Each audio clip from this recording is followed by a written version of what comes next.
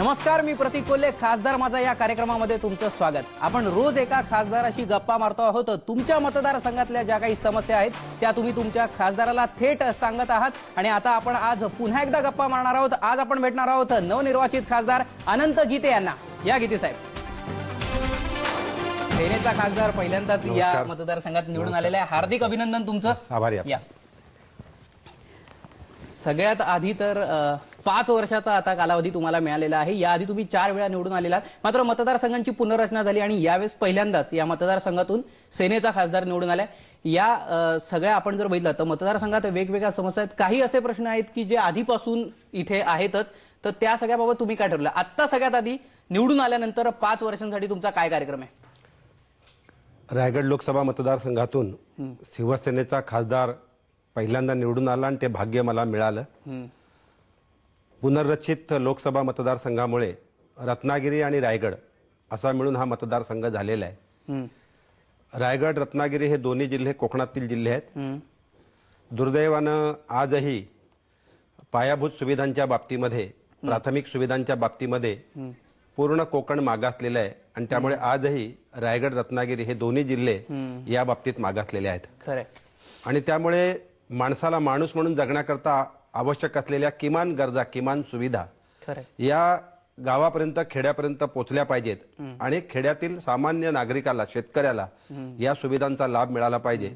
आणि म्हणून या 5 वर्षामध्ये या प्राथमिक सुविधा, विशेष करून पाणी, रस्ते, हे 2 प्रमुख सर्वसामान्यांच्या गरजा आहेत, या पोहोचवण्याचा प्रयत्न निश्चित या 5 वर्षामध्ये प्रामुख्याने मी करणार आहे. नक्कीच. आणि तुम्ही आता म्हणाला त्याप्रमाणे या ज्या अगदी साध्या साध्या गरजा आहेत त्या सुद्धा अजून कोकणातल्या माणसाच्या म्हणाव्यात इतक्या पूर्ण झालेल्या नाही. तुम्ही निवडणुकीमध्ये तुमचे काय मुद्दे होते, कशा प्रकारे तुम्ही म्हणत होता, म्हणजे तुमची काय आश्वासन होती? आपण एकदा प्रेक्षकांना ते सांगूयात की काय काय मुद्दे होते यावेळेस. एसईझेड किंवा अन्य वीज प्रकल्पांच्या संदर्भात शेतकऱ्यांच्या बाजूने उभे राहू असं तुम्ही म्हटलं होतं. आणि इकडचा एक अतिशय महत्वपूर्ण असा हा प्रश्न आहे. एसईझेडचा कोकणचा विकास हाच ध्यास, हा नारा आहे तुमचा. रेल्वेचा जास्तीत जास्त उपयोग कोकणासाठी व्हावा यासाठी प्रयत्न करणार आहे, हे आश्वासन तुम्ही दिलेले आहेत.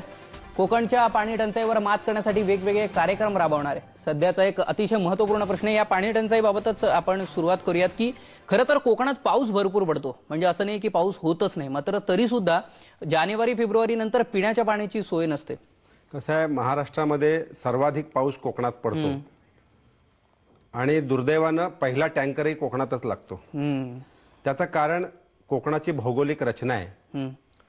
एका बाजूला अरबी महासागर आहे, दुसऱ्या बाजूला सह्याद्रीच्या उत्तुंग अशा पर्वत रांगा आहेत. आणि सह्याद्री आणि अरबी समुद्र यामधला हा चिंचोळा पट्टा म्हणजे कोकण. आपण याचं एरियली अंतर पाहिलं समुद्रापासून सह्याद्रीपर्यंत 40 किलोमीटरपेक्षा अधिक कुठेही नाही. आणि त्यामुळे कितीही धोधो पाऊस जरी पडला तरी पडणारं पाणी एका तासात समुद्राला जाऊन मिळतं.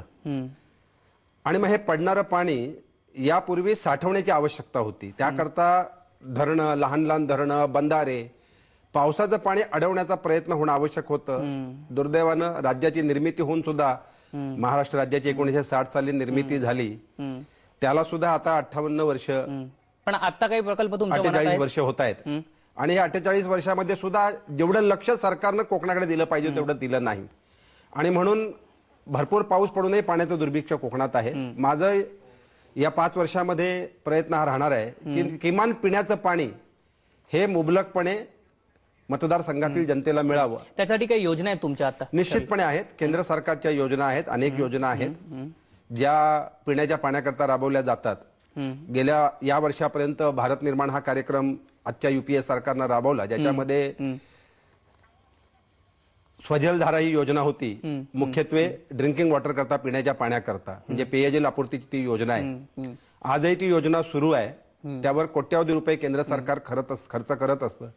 ज्यामध्ये केवळ नळपाणी पुरवठा करणं एवढीच त्या योजनेचा अर्थ नाहीये. तर यातून बंधारे घेऊन पाणी अडवणं, विहिरी घेणं, बोरवेल घेणं किंवा छोटी छोटी तळी घेणं, म्हणजे कुठूनही वेगवेगळ्या माध्यमातून जनतेला पिण्याचं पाणी उपलब्ध करून देणं हा त्या योजनेचा मूळ गाभा आहे.